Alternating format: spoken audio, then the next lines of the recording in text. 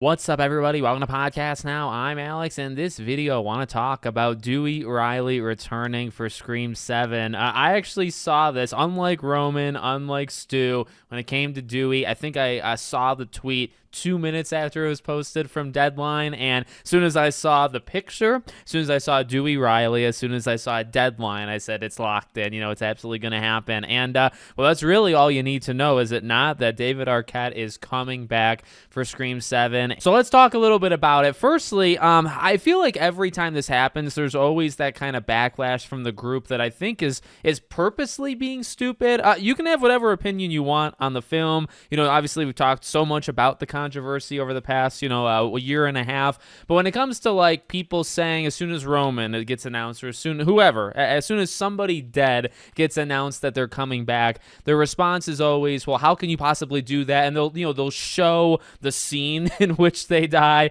They'll show a picture in which they die. And I think it's honestly just kind of low shots to try to get at the film for the reasons of obviously, the past. You can do it. You can not like the upcoming film. You cannot support it. I'm totally fine with that. I can respect that. But I feel like bring your brain level down in order to make that point, I feel like just doesn't make sense.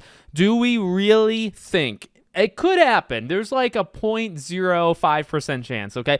It could happen, but very, very unlikely. Do we really think that Dewey is coming back as an alive person? Do we really think Roman is coming back? In fact, didn't he literally go on talk shows to say that he's still dead? I'm pretty sure he did. And he also said that, the Roman role is just going to be very, very limited. It's not like he's going to be in the movie the whole time because he's dead. I believe the plan is that the new Ghostfaces really want the current cast to believe that Stu specifically is alive. So through AI, through all of this deep fake type stuff, they're going to use the Stu thing, and Stu's going to be the real catalyst, but you're also going to use everybody else, right? So that's where Billy might come back, and there's been the reports that Skeet is going to be in the movie, and all of this stuff. This is, I think, how you're going to get all the other Ghostfaces. And Dewey, obviously we're going to talk about that in just a second, but I think there's so much potential specifically with Dewey, because so far, in terms of the psychological element of bringing back these people that are dead, right? We've really only talked about it kind of, from a Ghostface like antagonistic perspective, and I guess that's also what Dewey is,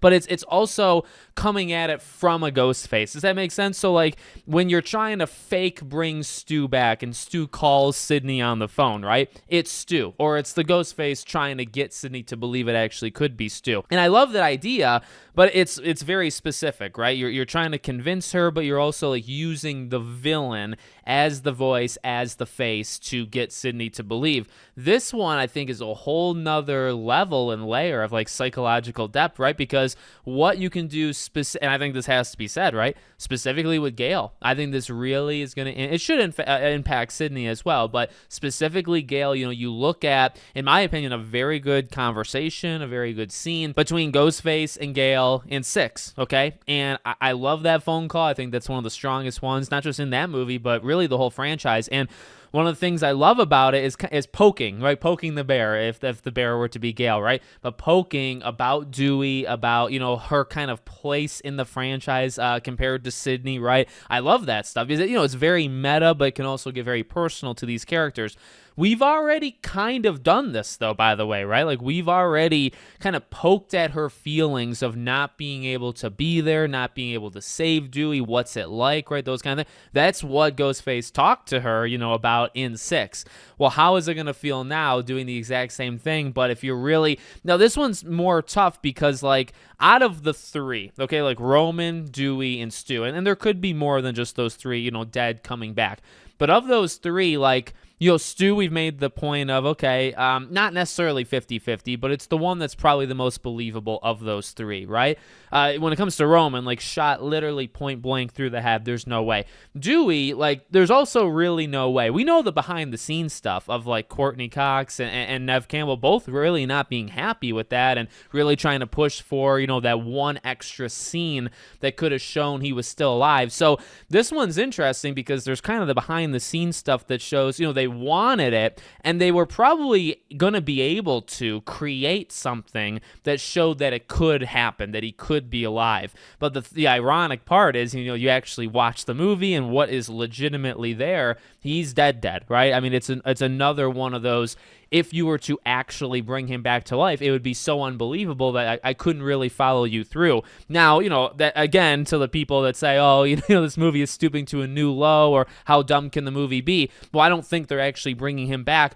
But the point I'm trying to make for this video, and that I've made all along, there's really that extra layer though, right? Because you're trying to convince this cast, I think, that these characters are back. A fake person, or a person faking being Dewey and targeting Gale, that could work, and there could be some really cool stuff, and ultimately that might be what this movie is trying to do anyway, because if Gale can see through it, it's only going to affect her so much. I think for any of these things to work 100%, right? To really get the best scene and the best experience possible for us, like the moviegoer, you gotta really do your best to convince the audience and to convince the characters that it is actually possible that these people can be back, but obviously they're not. So, so in this case, the best case scenario and the best experience, the best scene, is to legitimately make Gale believe that Dewey could still be alive. And then you can go from there. I mean, it will fall apart, and you will have her kind of see through it. But even if just for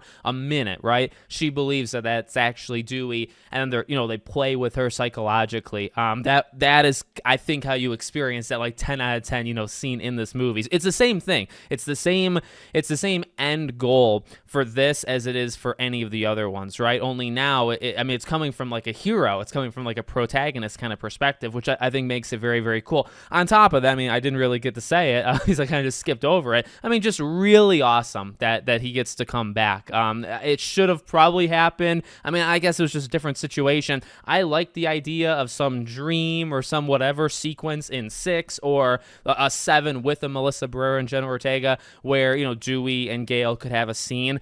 This one's interesting because they could have a scene together, but it's not going to be the scene that we think it's going to be, right? So maybe one day there'll be room for a scene where these two will be sitting at a table. Almost didn't The Walking Dead do something like that where everybody was sitting at a table and all eating and they kind of brought everybody back? Something like that, but with Gale and Dewey. That could happen one day, but the way that this movie is going, I think it's going to be played from a different angle. But I love it. I said it before with everybody else.